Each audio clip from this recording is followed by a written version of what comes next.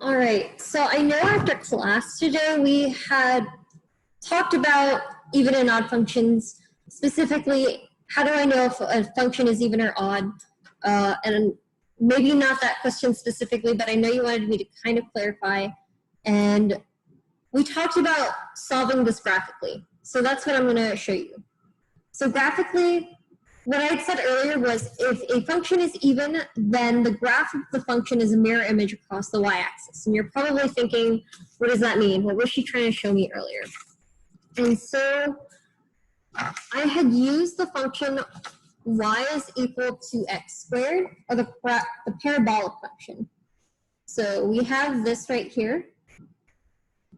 And what I'm going to do, the technique I was taught when I was in high school was I basically take a scratch piece of paper and I place it against the left half of the x-axis, and I just try to mirror whatever's on the right side here.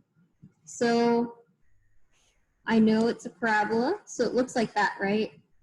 And basically what I do is I cover the right half of my the function, and whatever I get on this left half side should match what I drew, and it does. So we know that it's even, just graphically. Another example of this would be the absolute function. Let me find that really fast. So it's this one right here.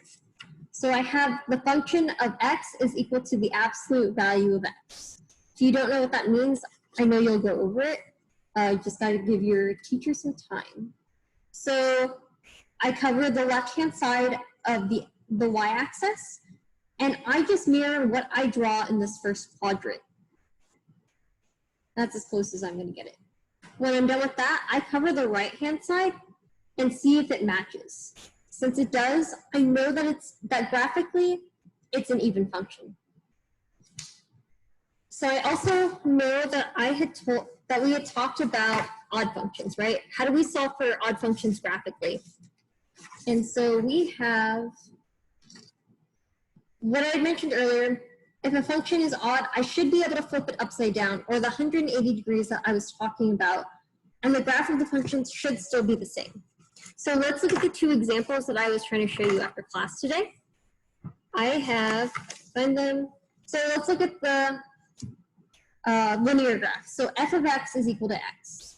So it's just across the origin. I didn't draw it correctly, ignore that, but perfectly it should be across the origin. So what happens when I flip this upside down, it looks the exact same as it did when it was right side up. So I know that it's an odd function. When I flip it upside down, it's the exact same when it's right side up. The other function that I was trying to show you that was an example of this was f of x equal to x to the third power. So we have this whole squiggly line that goes through the origin, and if I flip it upside down, we get the exact same thing. And that's what I was trying to show you earlier today. Something else that we had talked about was that your pre-cal teacher had mentioned if a function has an even exponent, it doesn't necessarily mean it's an even function. And it's the same thing with odd functions too. And I'm going to show you what that means graphically. So we have this function. So we have f of x is equal to negative x squared minus 4x plus 2. So I see that even exponent, right? But we know that it's not an even function. When we try the test that we talked about earlier, where if I cover the left half of the y-axis of the graph, and I draw what I see here, mirror image, or flipped across the y-axis, I cover my right-hand side, this looks nothing like what I just drew. So I know it's not even. On the other hand, if I flip it upside down, we don't get the same function. It doesn't look the same upside down, because we know it looks like this originally, and now it's just upside down of that. So I don't know if your pre-cal teacher has gotten this far yet, but we know that this is something considered neither. So this function is neither even or odd. So this is how you solve for even or odd functions graphically. If you want me to show you how to do it algebraically, let me know. I'm more than happy to make another video to show you. Bye.